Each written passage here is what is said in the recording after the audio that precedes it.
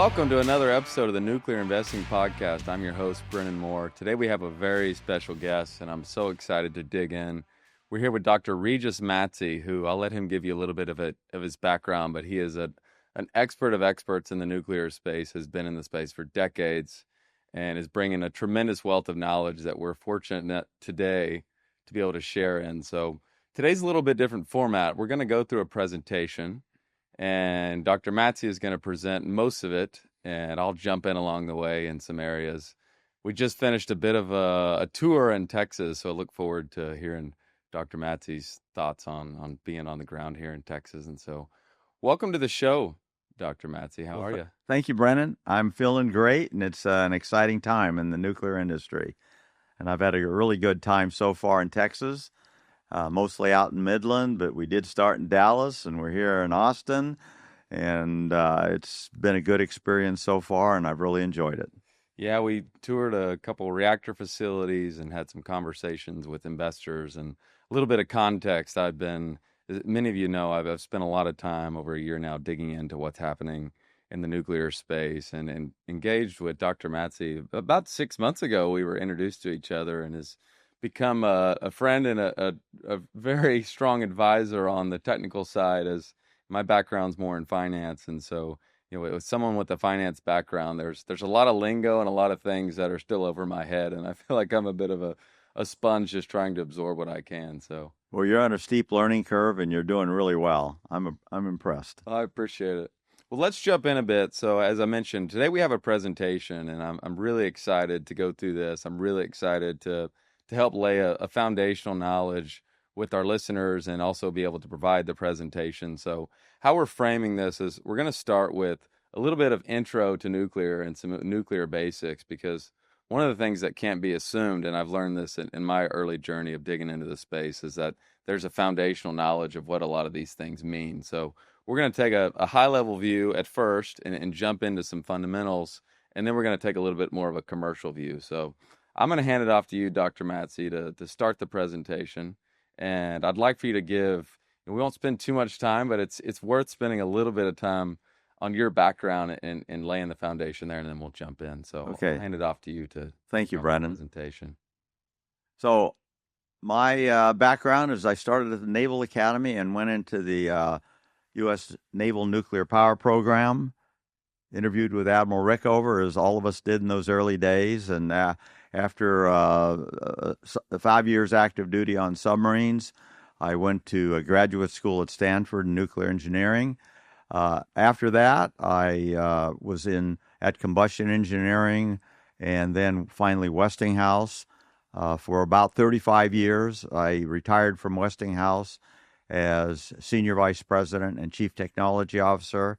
But since then, I've been consulting for the nuclear industry, including the Department of Energy, multiple universities, including Texas A&M, MIT, and others.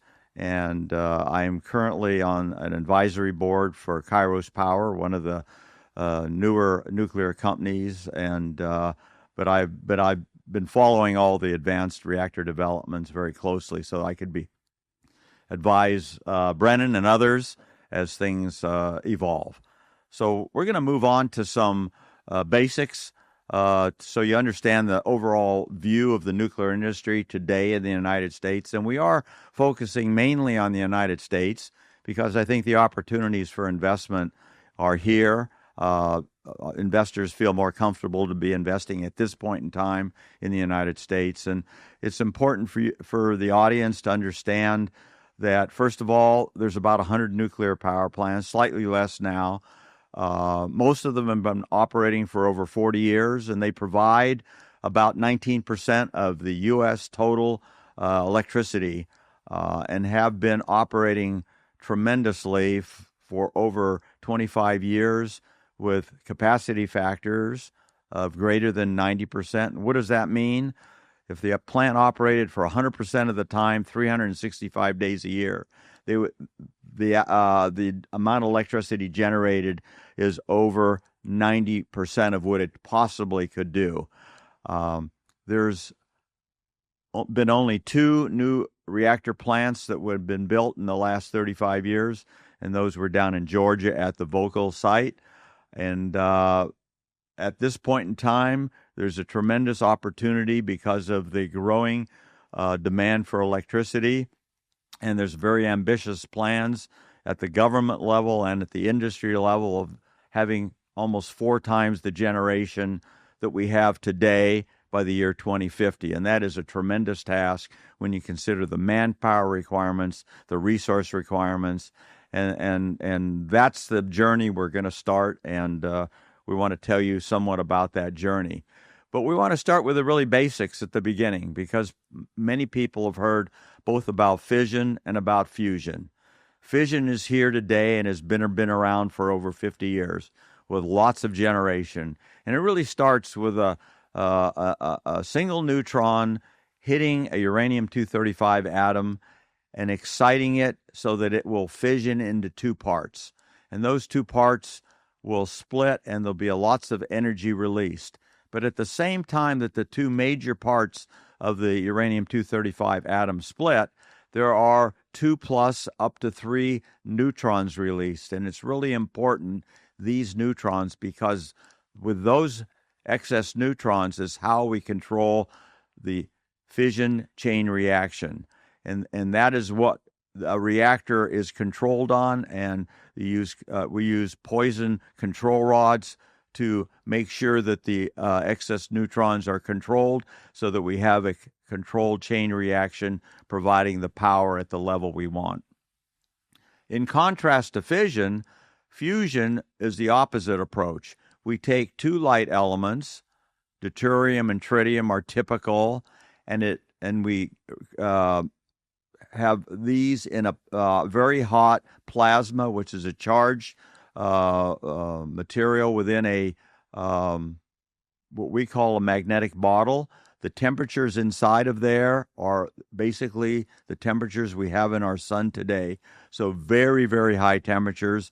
And we have to squeeze those with this magnetic field so that the 2 elements, deuterium and tritium, fuse together. And as they fuse together, they release a tremendous amount of energy, plus, again, some excess neutrons. We use the excess neutrons to be absorbed in a blanket material to create more deuterium and tritium, so the fusion reactor will produce its fuel that will be used subsequently. But the energy we get out of there is in terms of is the part of the process that we want to capture to make a power plant. So that's the contrast between fission and fusion.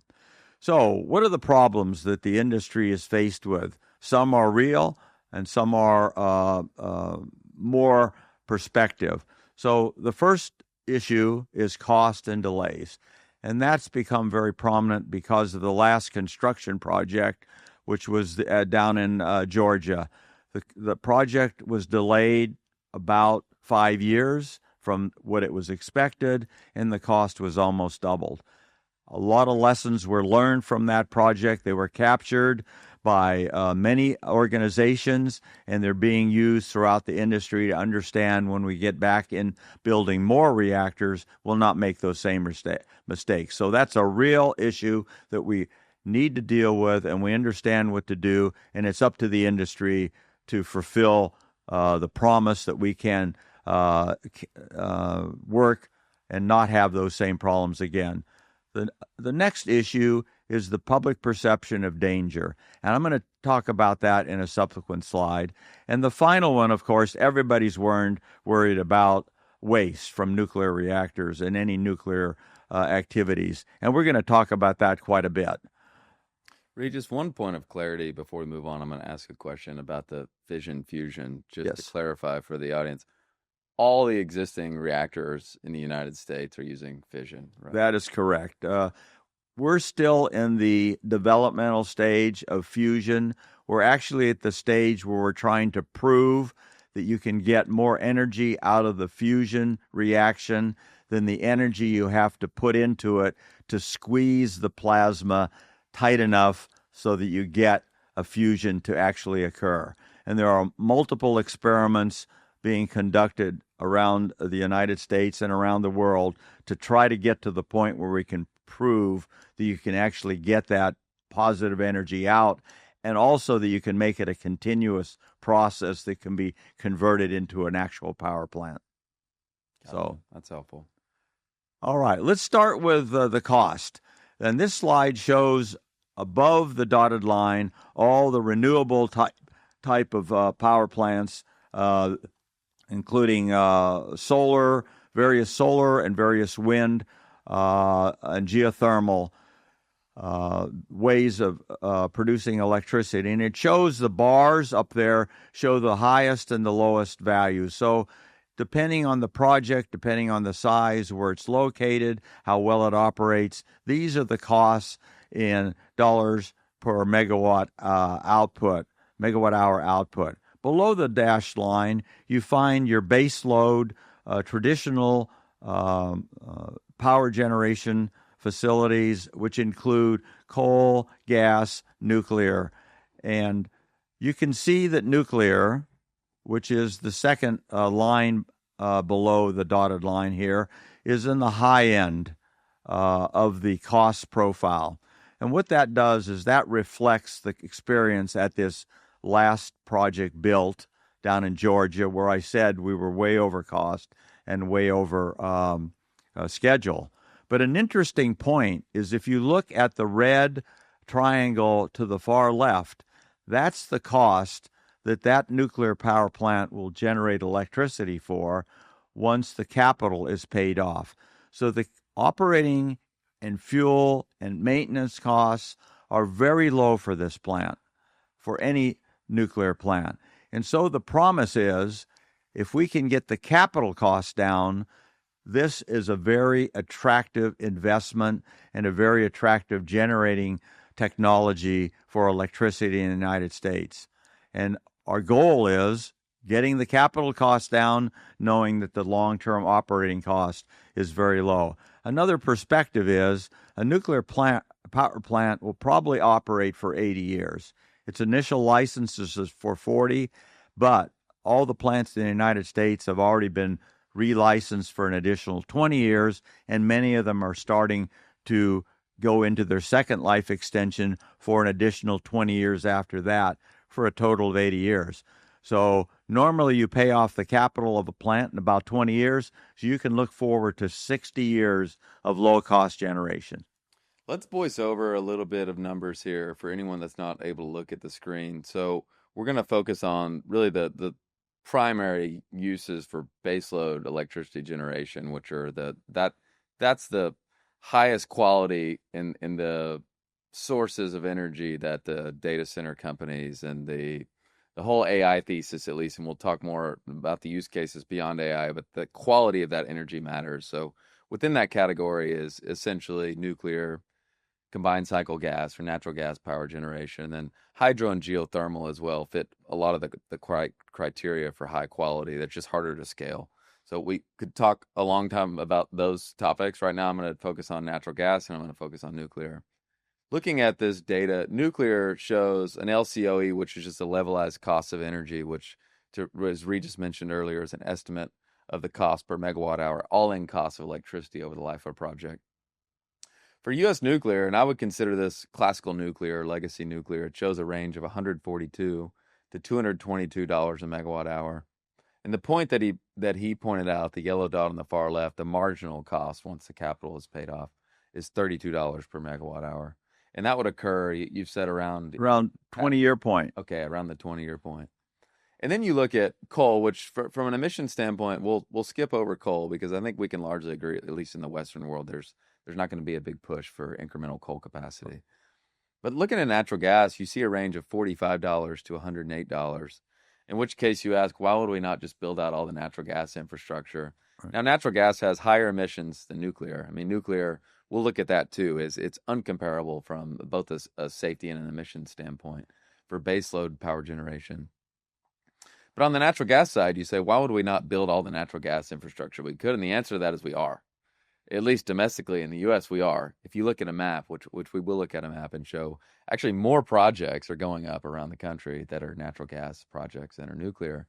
And there's a lot of reasons to that. But at the end of the day, we're very fortunate in the U.S. We're very blessed to have uh, the geology to support, Right. and the domestic natural gas supply to support that production of natural gas, and also a pipeline system that's robust enough to move it around the country. Now, when it gets really cold up in the Northeast where you live, the pipes get full, and all of a sudden prices get out of control. So the underwriting supporting these numbers hinges on low priced natural gas. When you can produce it domestically, you can sell it, $3-4 an MCF, which is what it currently sells for on the market, depending on where you are. But the Henry Hub price is around $4, 4.50.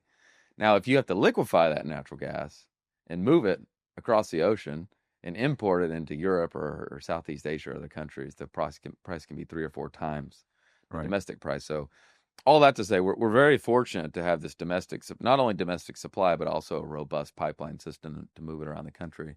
And if we were to say, hey, let's fit in that box $45 to $108 on the gas side, well, we would still need to build out a significant amount of incremental pipeline capacity Right. to move gas all around the country to the data center projects. So people ask about the political risk of nuclear, and I argue that nuclear is the most bipartisan supported topic that I'm aware of, because the alternative is either incredibly high electricity prices because there's such a demand, which is not a very politically popular thing to Right. occur. And, all parties here are trying to, we need all the above, by the way. I want to be clear about that. I think we agree. We need all the above here supporting the demand wave coming. Yeah, and I think one other aspect to consider is the fact that siting new pipelines when you are restricted with the capacity of pipelines you have today is a very difficult political and actually cost standpoint, but politically most of all. So where there's pipelines, natural gas is king for the future for a while, but eventually we're just running out of capacity on our pipelines, and siting new pipelines is a problem. So we got to work around all those moving balls as we consider moving balls for nuclear and its public acceptance and its cost, et cetera. So we're looking for everything we can to get new capacity. Electrical demand is growing for the really first time in several decades, and it's the fact that the electricity is growing is putting a strain on all the possible ways of generating electricity. Certainly. And we anticipate, too, that this chart years from now will have another line for advanced nuclear. Right. And we suspect that the U.S. nuclear, let's call it classical nuclear, traditional nuclear, those numbers will scale to the left as we build out more of the latest infrastructure, at least on the large scale PWR side, pressurized water reactor side, is the AP1000 from Westinghouse, which you mentioned. The last build out, Vogtle 3 and 4 of those in Georgia, had its issues Right. from several standpoints. But the idea here is traditional nuclear needs to move further down the cost curve on the left, and advanced nuclear needs to come in and have a place. And a lot of those guys are talking about how they're going to be able to deliver that electricity even cheaper than traditional nuclear. And Right. that's part of what you and I have been spending a lot of time on, is figuring out if that's going to happen or not. So let's move on. And another issue people worry about is safety. But one thing that we need to dispel right up front is that a nuclear reactor cannot be a nuclear weapon, cannot blow up like a nuclear bomb and have a nuclear detonation. And the reason for that is actually physical. First of all, it's been designed to produce energy, electrical energy, thermal energy converted to electrical. It's designed to have a controlled chain reaction. It's designed with low enriched uranium, or in some parts of the world, not in the United States, they use some plutonium to fuel the reactor. And finally, generation of electricity is its target. On the nuclear weapon side, it's completely different design. It's designed to have a massive release of energy, uncontrolled, very rapidly. Instead of using low enriched uranium, which is typically around 5 weight percent uranium-235 within the uranium fuel, it has highly enriched uranium or plutonium, and the enrichment of the uranium is 95 to 98%. So that difference is very important to understand, because people say, well, I'm worried that our reactor will explode like a weapon. It is not possible for that to happen. And so we can dispel that right up front and say that let's not talk about that anymore because it can't happen. On the other side of the coin, if you look at more standard things that might happen to any technology. If you start looking at the life cycle of a power plant, starting with building the power plant, getting the fuel, operating it, and finally decommissioning it, there's a certain amount of risk from the standpoint of people.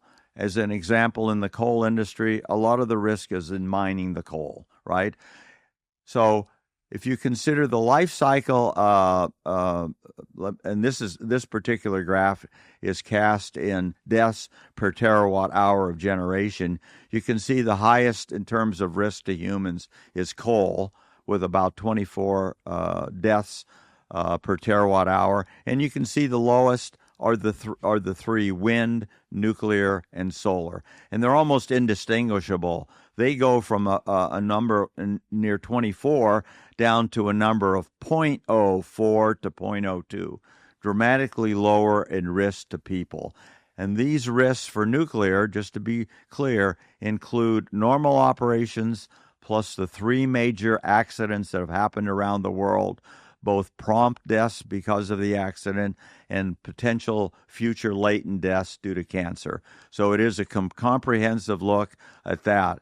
On the other side of this graph to the right, you see the greenhouse gas emissions. And when you look at this, you see that nuclear is by far the lowest, significantly lower actually than hydro, wind, and solar. And so when you're looking at emissions, let's keep that in mind, that nuclear power contributes the highest emission reduction of any of the technology, including the renewables. It's important to know the nuclear fuel cycle also because of the different activities and where we might be limited in the future because of the infrastructure we have in the United States or the infrastructure we actually don't have. We have neglected part of our fuel cycle for many years. And the first part of the fuel cycle is mining. Mining uranium in the United States is very low today. It used to be much higher several decades ago, but over the last several decades, we've depended on foreign sources of our uranium, typically from Canada, Australia, Kazakhstan, and unfortunately from Russia also. So that's an area where I think we're going to see some growth in the near future to try to bring back domestic supply of uranium. Now, the next step in the fuel cycle is you take the uranium ore you mine and you have to crush it up, which is called milling, and you leach out the uranium from the crushed rock.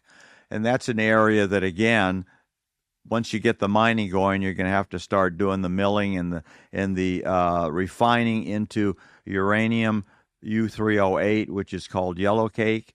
That material then is sent to a conversion plant. Again, we have very little capacity in conversion remaining, and it's changed from U308 to UF6, which can be made into a gaseous form. And the reason you want it in a gaseous form is because then when you send it to the enrichment plant, a gas can be enriched. And what I mean by that is natural uranium starts out at 0.7% uranium-235, which is the element we really want, uranium-235. You saw that in the initial diagram I showed of the fission process. So it starts at 0.7%. We want it up to 0.5. We want it up to 5% or higher. Typically, 5% to 10 is going to be the near-term use in traditional reactors. But some of our advanced reactors, we want it as high as 20 weight percent uranium-235. And the way that is done is you take this UF6 gas and you put it in centrifuges. And the mass difference between uranium-235 and the majority of the uranium that comes out of the earth, which is uranium-238, is 3 parts in 230. And in a centrifuge, if you look at any centrifuge process, the heavy elements go to the outside when you spin a centrifuge at very high speeds. So we basically go through many stages of centrifuge, and we continually increase the enrichment of uranium-235 to 0.7 up to 5 or 10 or even up to 20% eventually of 235 in the fuel mixture. That material then is sent to a fabricator, and depending on the reactor type, it's either made into pellets and put into fuel rods and fuel assemblies, or it's made into particles and coated and sent. So there's different reactors have different fuel forms, and that's an area where we have a lot of fabrication capacity for traditional reactors, but for the new reactors, we have different types of fuel, and there'll be new fuel factors are actually now starting to be built to support the advanced reactors. Once the fuel is fabricated, it goes into a reactor for operation, and it'll stay in a reactor. On a traditional reactor, it'll stay in the reactor for up to almost 5 years, where you every 18 months or thereabouts, depending on the reactor and the location and the enrichment, they have to open the reactor and partially refuel the core, button back up, and run. For a total, typically, a fuel assembly will stay in a reactor for about 5 years and get as much energy as you can out for the enrichment that you put in. And that's really where our fuel cycle has stopped. What we do today with that fuel is we take it out of the reactor after it's approximately 5 years, and we put it into what's equivalent of a swimming pool right within the reactor building, and we let it cool for 5 to 10 years. After that period, it's the heat that is generated from the fission process is so low, we can take it out of there and put it into canisters, which go into concrete silos, and it's natural circulation air cooled, a very low, relatively low heat generation at that point in time. And everything stops at that point in our industry today because we do not have a ultimate repository where we can put the spent fuel, and we do not have a reprocessing industry anymore. That was stopped many administrations back in the era of President Jimmy Carter.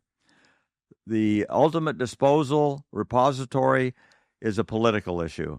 It's solvable. There's not a technical issue. We have to get the politicians and the local populace to agree that they'll allow to put the used fuel into a repository, which is typically a geologically benign area of our country, and it goes into tunnels, which are eventually sealed off so that people can't get at that fuel. There's a great demonstration of this out in Nevada at the Yucca Mountain site, but that process has been stopped a number of years ago. A lot of opportunity here. I'll chime in a little bit. We've talked about working through this process. I mean, just starting back at the beginning, the mining piece, there's some very established players in that space, and there's also a push from the government, as evidenced by the most recent executive orders that have been very supportive of the nuclear industry, of procuring our own domestic supply of uranium. And so there's reserves here, not a lot of infrastructure, and part of that is just a function of supply and demand and uranium prices supporting. A lot of people out there think that uranium prices are going to increase considerably as new reactors come online, and time will tell there. I tend to be in that camp, but the spot price today is still reflective of the reactors online today. And as we showed earlier, there's been 2 new facilities built in the last 35 years, and there's none currently under construction. So likely a big wave of uranium demand coming, but further to that is not just the raw uranium going through the conversion and enrichment components, which are where we arguably lack the most, right? From a domestic infrastructure standpoint. So a lot of attention and focus there, and a lot of opportunities. And I think we're going to go back to looking at disposal and reprocessing as 2 other parts to close the fuel cycle, so we can get the maximum value out of the fuel and not throw away a significant value in used fuel. Yeah, a lot of opportunities there on the bottom on the reprocessing and waste or spent fuel side for sure. Right. Let's go on to just a quick, I think I've said most of this, but it's important to, again, reiterate. You operate the fuel in the reactor about 5 years. You put it in the spent fuel pool at the reactor site for 5 to 10 years. You take it out of that, and you put it into canisters and concrete silos. And right now, all of those dry cast storage silos are at the reactor sites, which are distributed throughout the country where reactors are operating. And in some cases, they're still at sites where reactors have been shut down and decommissioned and removed from the site. So one thing that would be excellent, and there's been a lot of efforts to try to do this, but they haven't passed the political hurdle, is to get some area where we can consolidate a lot of that those dry casts and put them in one place or in several places rather than have them distributed throughout the United States at the various reactor plants. And then finally, we will have to eventually open a repository where we can put the fuel, whether it's in its current fuel state or whether it's reprocessed and recycling the good material and just dispose of the fission products. That is something we'll eventually have to get to. You think the safest and most practical approach there is to store it in underground repository? Absolutely, it is. And people worry about that, but compared to the other hazards around the country, around the world, that is by far the safest thing to do with it. And we'll eventually get there. Let's go on now. How much spent fuel is there? How much waste do we generate? Well, we've got a football field shown on the left side. If we take all the fuel assemblies, don't do anything with them, and stack them on a football field, right, from the first day we started commercial power generation to today, that stack would only be 24 feet high on one football field. Now, if we were to reprocess and just take out the fission products from that fuel and store those, that 24 foot would come down to more like 1 foot or 1 foot 2 inches. So there is not that much waste. And if you want to put it on an individual basis and you take the fuel pellets that are in the fuel assemblies and put the amount of energy generated by fuel pellets to supply one individual, his lifetime of electricity, it would fit in one soda can.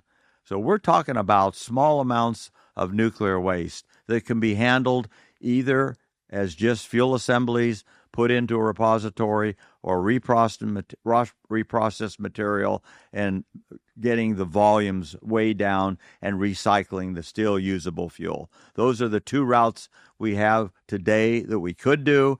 We just need to figure out how to do them correctly and safely. Nuclear, clearly the winner from an energy density standpoint. The Coke can, and these are simplified, and big caveat, these are estimates.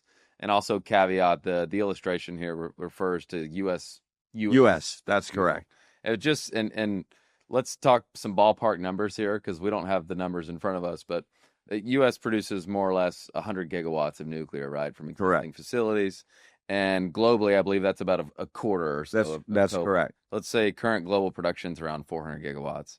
So you say, again, making an assumption, but let's just assume the global output of spent fuel was 4 times this tall. You're still looking at just under 100 feet stacked on top of each other. Right, in one football field. When you think about the waste generated from really all the other sources that we looked at earlier across the whole supply chain and the life cycle of those fuels, I mean, it's really hard to argue from both the energy density and the volume of waste that's left as a result of that.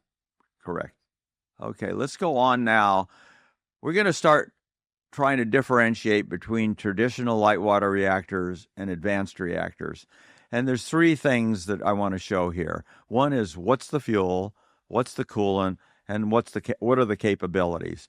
So today, our fuel is uranium-235 as the fissile material. It's low enriched uranium at about 5 weight percent. We know the weight percent of uranium-235 is going to gradually go higher, so we can get more energy out of a fabricated fuel assembly. The coolant today is water. It's either in a pressurized water reactor or a boiling water reactor, but in either case, it's water. And the capabilities of today's reactors, they're very reliable, they're very safe, they're licensed, there's extensive experience, and they're what I use the terminology, they're cost competitive with other non-emitting sources. They are still not competitive with combined cycle natural gas, as we've said, but then we've got to look for all the energy sources we can and do the right balance that makes sense. If you go to the advanced reactors, then you've got more optionality. You can have uranium, you could have plutonium, and you could have thorium. Now, thorium's a little bit of a misnomer. I put it up there for completeness. The trouble with thorium, it doesn't have a fissile component. It doesn't have the equivalent of uranium-235 naturally. So you have to either use uranium-235 or plutonium-239 to add to the thorium, right? Some people want a thorium fuel cycle.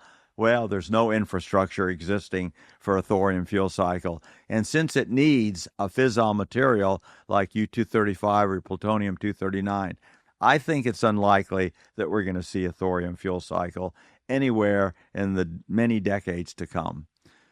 Okay, now you go to coolant. That's the most interesting part of this. There are 4 coolants that are typically used in advanced reactors. Some still use water, some use liquid metal, some use high-temperature gas, and that is typically helium, and some use a molten salt.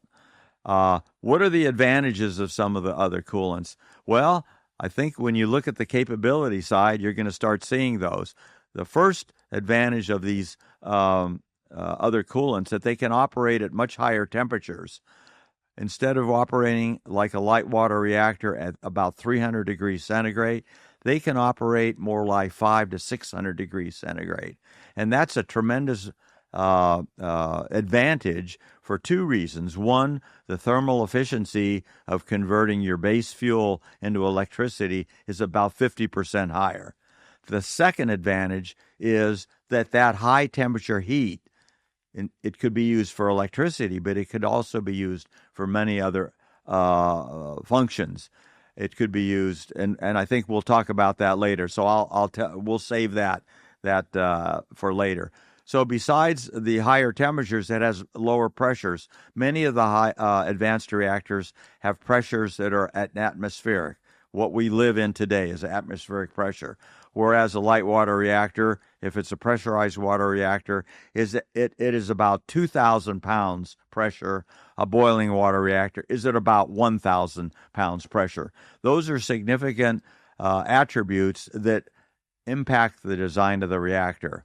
And they impact in a way that it makes light water reactors use much more concrete and steel in their construction, and therefore have potentially for the advanced reactors a much lower cost profile from the fundamentals of the difference in pressure of the system. Some of the advanced reactors can breed as much fuel as they use, and in long term that could be very beneficial. It could make us less dependent on sources of uranium as the feedstock for the fuel. And some of the reactors can use online refueling. What that means is, while they operate, they're still being refueled continuously. So they never have to shut down for refueling, which means that capacity factor that I said for light water reactors has been over 90%. For the online refueling, they could be as much as 98% and only shut down for maintenance requirements. Regis, I want to spend a little bit more time here. Can you jump back one slide to the characteristics of the traditional reactor? So there we go. Low enriched uranium, so less than 5%, and water as coolant. All the existing infrastructure facilities in the U.S. right now are traditional reactors, right? That's correct. Almost all the world's reactors are that. There are only a few non-light water reactors operating the entire world. And is it fair to say that this technology works really well if you're going to build a large-scale facility using existing technology or in a submarine? Are those the 2 primary use cases where it works well? I think you're correct, although some of the advanced reactor developers are trying to take the water reactor technology and reconfigure it in a smaller size. And so the question will be, is that an economic way to implement the technology? The reason that light water reactors are so large is over the course of time, we scaled them up to get the economies of scale. Now, with SMRs, small modular reactors, there's an effort to get some smaller reactors, and the question is, when you lose the economies of scale, you have to be very innovative to try to implement light water reactor technology in smaller sizes. Yeah, and I'd love to spend a second talking about the manufacturing component of that and also just the pure cost component of it, because from my understanding, we talked about earlier, low temperature, they operate at around 300 degrees Celsius, which we'll Right. talk about some of the limitations that has on ancillary use cases, but really high pressure, right? Because you don't want the water boiling at those high temperatures. Right. So around 2000 psi, in order to do that and contain it in a safe way, you need a lot of concrete and a lot of steel. Correct. That's And right. and that concrete and steel doesn't scale down linearly with power output. Is that right? That's correct. And also the thickness of the vessels is 6 to 12 inches thick, right? Correct. Yes. And from a manufacturing standpoint, we don't currently have capabilities to manufacture that domestically, or do we? The big vessels, we do not. We still can manufacture the much smaller vessels that go in naval reactors, but for the large commercial reactors, we get all our vessels from Korea, from Japan. We can get some from Spain and some from Italy, but that's it. They're not available in the United States. All that large vessel manufacturing has dissipated once we stopped building reactors in the United States a number of decades ago. So one of the takeaways, at least from my perspective, is if you're going to use the proven technology, the light water reactor technology, then you should build it in big. Yes. Because if you want it, really, the reality is if you want to start a reactor project tomorrow, it needs to be a Westinghouse AP1000, right? If you want to start it tomorrow, as far as start breaking dirt tomorrow, that's the only proven technology. The Loan Programs Office and DOE is comfortable with it. And from an underwriting standpoint, it's at least more proven than the advanced reactor technologies, right? That's correct. And then since we've learned the lessons from the plants we constructed in Georgia, then we can apply those to try to drive down the cost. So any other potential light water reactor of the large size, you'd have to go back in several decades worth of technology to the older designs. And I don't think that would be anything people would want today. Yeah, and it's just to frame it from the scale, the numbers of the ambitions of going from 100 gigawatts more or less today to 400. If you think about if we said go today, 2025 through 2050, which is the deadline on that build Right. out, we have 25 years more or less. And if we were to build one of those reactors every month for the next 25 years, a gigawatt more or less Right. size, AP1000 reactor size, every single month for the next 25 years is essentially what it would take, assuming no reactors really come offline over that period of time. Right. Essentially what it would take to reach that target. And so I think it's worth spending just a minute on, because right now we talked about cost earlier. Right now, more or less, the benchmark for those facilities would be about a $10 billion build out for a gigawatt, I believe, for the AP1000. Now, the advanced reactor guys are trying to do it considerably less than that, and who knows? There's a big difference in the first of a kind project and the nth of a kind project, and that's just going to take time. So when you think about the pure numbers behind that, let's assume we did all AP1000 build outs for 300 gigawatts of incremental capacity, and it's around $10 billion a gigawatt. When you're looking at $3 trillion of capital spend over the next 25 years. Now, granted, that's also not all the costs associated with the build out and the servicing. And so just to frame it, there was a $80 billion deal announced with the government and Westinghouse recently of them supporting the build out of AP1000s. And I've heard some feedback in the industry that it looks like the government is picking a horse. Mm-hmm. And that, to me, it couldn't be further from the truth, because they need to pick a lot of horses. Right. we need all the build out that we can. And we'll look at some of the ancillary benefits of the advanced reactors that these light water reactors don't have. But putting $80 billion towards that problem is just a step in the right direction. That's correct. And there's hundreds of billions of incremental spend that needs to be, but that we need to have line of sight to very soon to really start to make progress on these goals. So I wanted to frame that a little bit, because Yeah, and one slight caveat to the whole thing is that I believe that a plant like AP1000 will not be as expensive as you indicated as that learning is applied. The learning from the Georgia plant that we just finished, but it's still the same order of magnitude. It's just going to be lower. Yeah. So yeah, nothing you said is incorrect. I just want to clarify that one point. So, all right. So we're going to start looking at the market analysis. I think it's time for Brennan to take the chair here. Uh-oh. Yeah, I'll spend just a brief moment here talking about why nuclear, why now from a high level. Everyone wants to talk about AI, and we should be talking about AI. And AI has been politicized a bit into this race between the US and China, and it's a great thing for the nuclear space because what it's allowed is both policy and public perception to finally align for action. There's significant public support for nuclear, and the policy support is unprecedented. And finally, the anchor of all this is really just an objective lens of the most reliable baseload power solution. We looked at really comparing natural gas and nuclear to the most scalable that meet all the boxes of high quality energy. And so all these things are happening at the same time. And is it fair to say, Dr. Matzie, from your seat, that there's never been more enthusiasm and support for the nuclear space? I think enthusiasm from the government, from the public, and from, I'll tell you, all the young engineers that are emerging out of college. They're flocking to this industry, and I think it's exciting. It's the most exciting time I've seen in the last 30 years. It's a good time to get in the space. It is. It is absolutely. Next, I just want to talk about what's driving the need for more electricity outside of AI. Because, like I said, we're been so focused on AI, but it really goes beyond that. There's the AI piece. There's also this view that we're all going to have our own robots in the next 10 years. Well, how do you charge your robot? You have to plug the thing in. That's going to take a lot of electricity. Data centers, their use case beyond AI, just traditional data centers, electric vehicles, self-driving cars.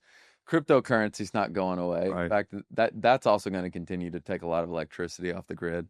Drones, mostly military use cases there, but power to, you name it, power to X, what's been referred to as power to X. All these other use cases when you have cheap, abundant electricity, which the cheap piece is another topic. We have to bring on incremental supply for that to remain true. But we're also, again, very blessed in the U.S. relative to most of the rest of the world to have cheap, available, abundant electricity and energy. And then the net zero goals. Beyond all this are the net zero goals that we'll take a look at here in a second from big tech companies and others that have been set of trying to have lower to zero to, in some cases, even negative emissions by certain dates. So all these things are working together. And this is just the electricity piece. Right. We'll look in a sec at the other use cases beyond just electricity with the thermal heat. So there are a lot of, there's exciting things in the future, and it's never been brighter, never been more exciting. And all the capabilities these things offer, and what do they all need? Electricity. Absolutely. Electricity. So looking at this next view just shows a map of major data center projects, and these are some projects going on right now. And the theme here is that there's some nuclear, either expansions or restarts, right, of existing nuclear facilities. And these are backed by Google, AWS, Microsoft, what's shown here and outlined in red on the slide. But the theme here is that people are choosing fuel cells and natural gas and other sources more than they're choosing nuclear right now. And there's some projects that aren't shown here. It's specifically with X Energy and with Kairos and with TerraPower, some of these pilot type programs where they're not quite to the commercial deployment phase yet. But the theme here, there's two takeaways. Natural gas is the here and now, which is hard to argue, and it's being used as the bridge fuel to get to nuclear because nuclear does win from a scalability and emissions standpoint. But while we learn those lessons and get to mass deployment on the nuclear side, natural gas is taking the lead on the majority of these build outs. Right. But it is, I did want to show this because it shows that nuclear, in ways that would have been unthinkable a few years ago, the reopening of 3 Mile Island, for example, has really started to gain traction, and we expect that to continue, the momentum to continue there. Correct. We're still in the early innings here. Next, just briefly touching on big tech getting behind nuclear, and it's largely out of necessity for their data centers, but it also, on this slide, and Regis, I'll let you comment on the Kairos and the X Energy and the Constellation deals with Microsoft and Meta, but I just want to briefly highlight at the bottom for Amazon and for Microsoft and for Meta, their goals. It shows Amazon's goal of 100% carbon-free energy by 2030. That's a goal for Amazon. Microsoft's goal to be carbon negative by 2030, and Meta's goal to match 100% of electricity use with clean, renewable energy by 2030. So I'll let you talk a little bit about the actual deals themselves. But again, earlier in the bottom right, it showed the net zero goals, which is beyond the pure demand piece of the Right. deal. And I think that it's interesting that both Google and Amazon would back new reactor designs that haven't yet been proven, but that have a lot of promise. So what both of them are doing is basically either giving power purchase agreements to build out, in the case of Kairos, about 500 megawatts in the early tranche. And in case of Amazon, it's even bigger than that. And to help them get a boost in the deployment of their early reactors to prove the technology works and is reliable. And if that's the case, then we would expect substantial more build out in the future once this is proven out to be both reliable and cost effective. In the case of Microsoft and Meta teaming with Constellation, they're bringing back some reactors that had operated for years, but that had shut down because of economics in the local region. And what they're doing, and that's, of course, the most rapid thing you could do within a 2-year period, they'll be able to bring those 2 reactors back and get 1,000 megawatts each of clean, reliable energy, which is carbon free. And I think that in those 2 cases, it's a great marriage between a current power company like Constellation and the tech companies of Microsoft and Meta. And I think we'll see 1 or 2 more of those, but you're going to rapidly run out of reactors that have been shut down and can be recovered. So this is just more of an opportunistic couple of projects, and we'll see a couple more maybe. Yeah, that's one of the most immediate use cases is the uprates and the expansion of existing Right. locations, right? Correct. Yeah, it's, in companies like Constellation, the utilities have pretty low risk appetite. So what's happening here? This is a fairly low risk endeavor for them from the standpoint of what's underwriting the economics of this build out. Well, a PPA or power purchase agreement from Meta and from Microsoft in this case is and these are typically 20-year power purchase agreements. So you got a long runway still to produce power with these reactors. Exactly. So Regis, can you talk quickly, just beyond electricity, what are the use cases for the advanced reactors? We talked about the temperature. The light water reactors around 300 degrees Celsius, and the temperature on some of these advanced reactors can be 800 degrees Celsius. It differs by approach. But what are some of the things that you can do with that incremental heat? Okay, when you get high temperature heat, it can be used directly for various industries. And ammonia and fertilizer industry, steel, aluminum production, in the chemical industry, and a good example of that is a project that Dow has made with X Energy down in Sea Rift, Texas, where some of the X Energy high temperature gas reactors are going to power probably mostly heat, but some electricity for the chemical plant down there. But then and the other use cases are shown on this slide. But then another aspect is when you have high temperature heat, you can pull off the high temperature for electricity, and you have still fairly significant lower temperature heat, which can be used for things like desalinization, produced water treatment, district heating, a low temperature process heat application. So, and when you do that, when you think of the efficiency you get out of use of the primary fuel to all the different things it can be used for, the efficiency of the plant from a total energy standpoint can be very high. So, and this is, we have barely tapped some of these opportunities. We do know that one of the advanced reactors is specifically targeting medical isotopes because that's a near-term application they can use with relatively small reactors, and it's an area where we don't have enough capacity as the medical industry goes toward use of more and more specific isotopes to treat cancer in particular. But there's also a lot of other uses of isotopes, both in an industrial and a medical world. Yeah, certainly, a lot of these advanced reactor companies are focused on the ancillary use cases, what they can underwrite for commercial opportunities beyond electricity. Because a good example is here in Texas, and you're right, we recently were talking to a company who's very focused on desal and the medical isotopes piece.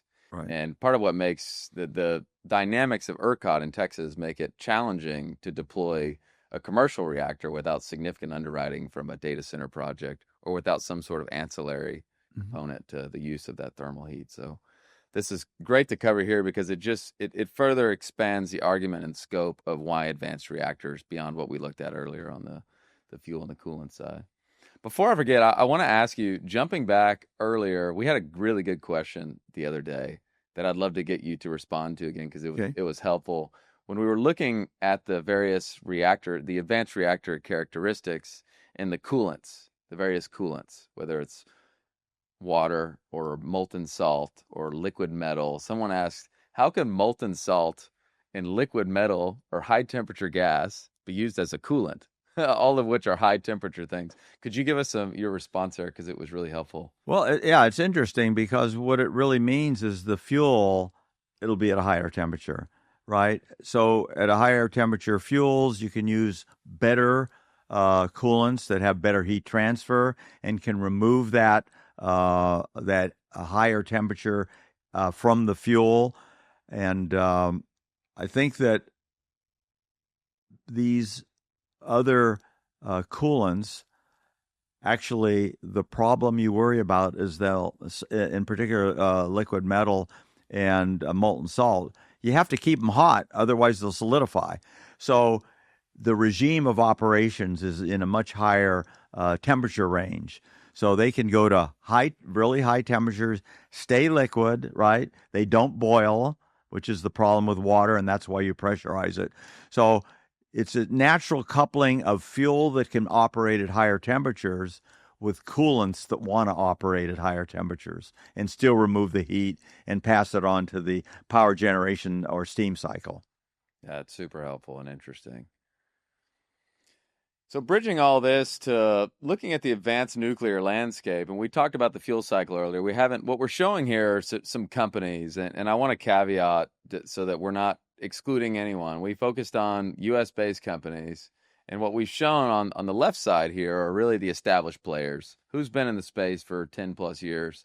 And on the right, we use the DOE pilot program participants somewhat as a newcomers category. Now, there's companies here who wouldn't necessarily be considered newcomers, but just as a bifurcation, guys have been doing this a really long time, from GE Hitachi, BWXT, Westinghouse, Holtec, to some of the newer players in that space who are further along than some of these 1, 2, 3, 4 year old companies.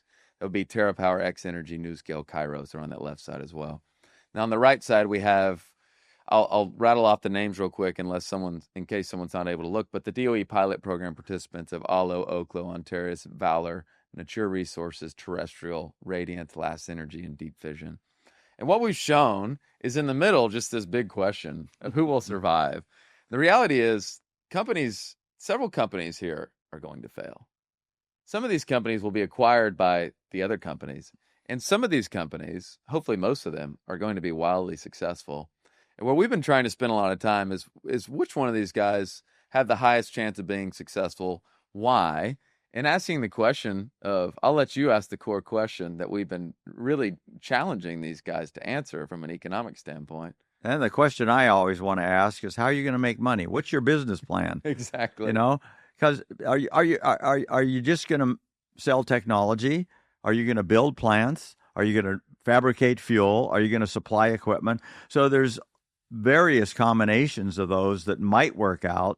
But if we have to understand what the business model is of how revenues are generated and how profits generated, and if you start bearing down on that, you kind of get a sense which companies might survive, which might do well early on with a lot of enthusiasm, versus which ones will survive the long term, and is a long term investment valid to go into that company. And that's what we're exploring as we meet the various companies, particularly on the companies like the ones on the right side. We got a lot more understanding of the ones on the left side because of their track record or what we know about them from customers putting money into them, customers having projects with them, etc. Yeah, historically, it's fair to say that the selling of the reactors has not been the money generator, right? It's the fuel and it's all the ancillary services. So, there is a real thing that these guys, a real question and real problem these guys need to solve of proving that you go through the phases of the hype and then the build out. And then as things mature and get de-risked, you do have to prove eventually, even a lot of these big tech companies have gone through this pain, that you can actually make money That's correct. at some point.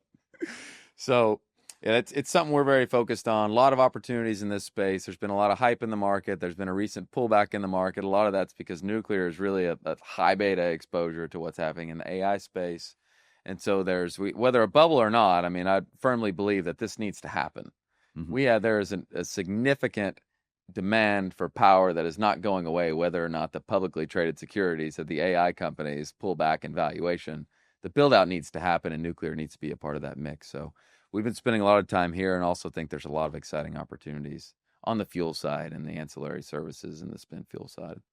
I'll talk a little bit here, and I'll try not to get too long-winded because we're running a little short on time, but I want to talk about the way that at least we're framing the phases of advanced nuclear deployment. And again, this is really more on the reactor side, but how we frame this is that there's three phases. Phase one, we're nearing the end of. Phase one is more or less the R&D phase. And we've spent some time talking to some oil and gas investors, which I've maintained and still maintained need to be some of the core foundation of both partners and investors in the nuclear space. This is more or less the wildcat phase.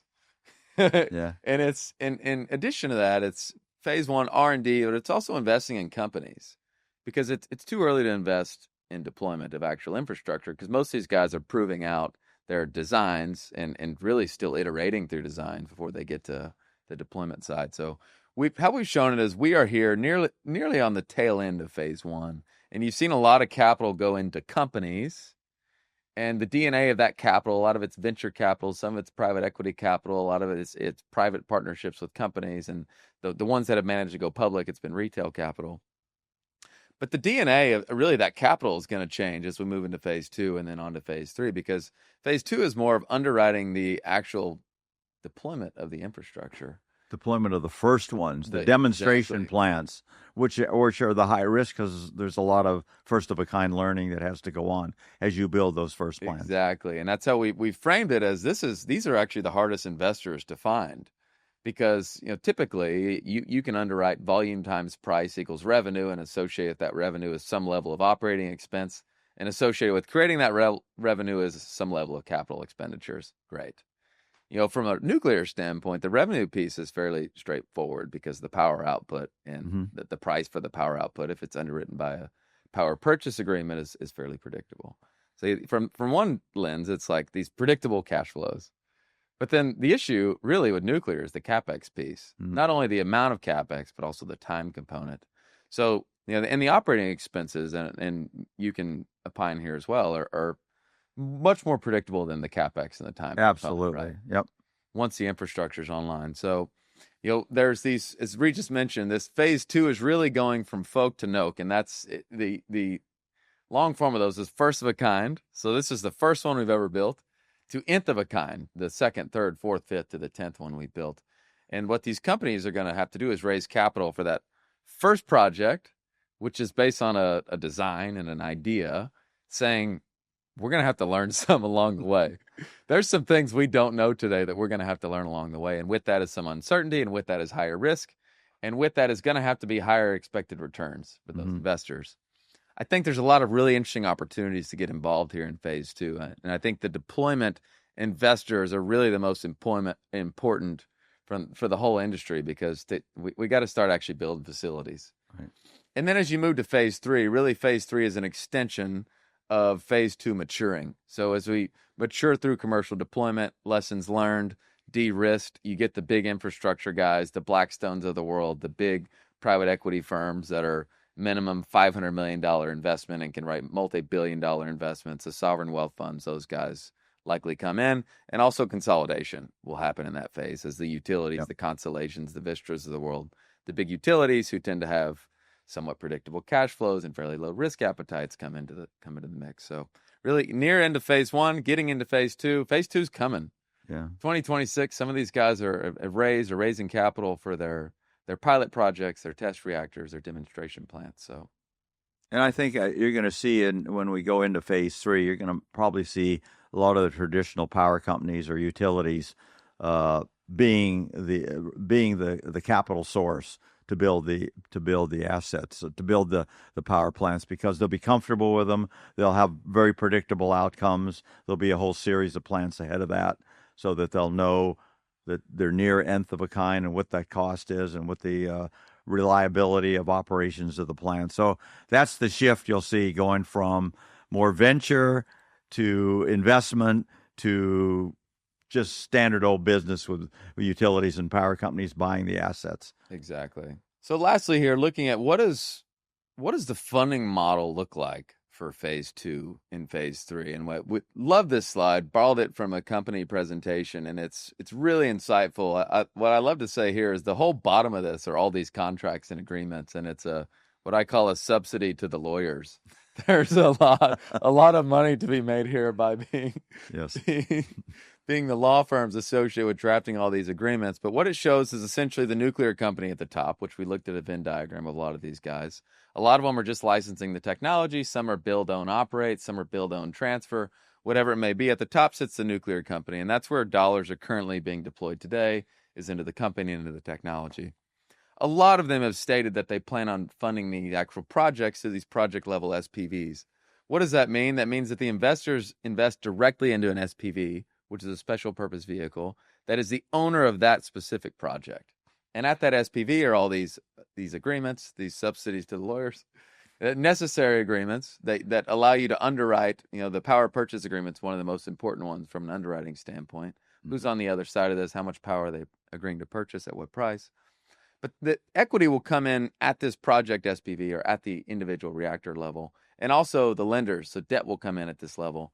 A lot of these guys are trying to get in front of the loan programs office because that's 5% or so cheaper money, which the government has earmarked for the advancement of traditional and advanced reactors. But the reality is the LPO has also been clear that they're not in the business of investing in venture capital.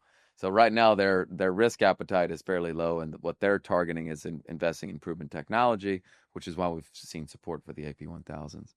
But a lot of capital is going to be deployed under this model, and that's essentially project level equity is raised for a specific project, and debt comes into that project. And as the project is built out and de-risked, you likely have an end buyer come in, whether that's a utility or more infrastructure focused buyer in that transfer point where the asset is completed, transferred to them, and likely a recapitalization occurs where new capital comes in, operator comes in to operate and own the thing for a long period of time. So this model is something that we're spending a lot of time on, trying to understand all the inputs, the commercial assumptions, and really figure out which of these guys are going to be able to hit their targets of performing. I mentioned that $10 billion for a gigawatt earlier. It's a big number.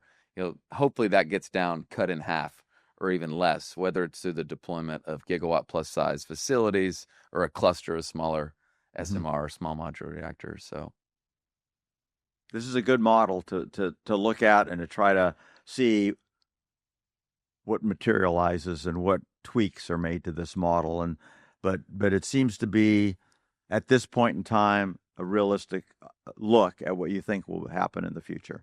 Yeah, we're going to be spending a lot of time here, and there's, again, opportunities in the market. A lot of these guys are being pitched right now by bankers to go public as quickly as they can because of the euphoria in the markets. And, there's certainly money to be made there.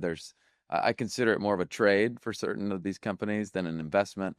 I try to look at things more from a long-term standpoint, backed up by actual cash flows. And that's where this model gets interesting, and you'll see different investors participating here. We only have a few more minutes, Regis. Yep. I wanted to thank you so much. I mean, it is an honor to have you here. Such a wealth of knowledge. We could probably spend 4 hours doing this, and it's really a pleasure to have spent time with you, to have worked through this, to have you presenting to the audience. So I want to thank you for that.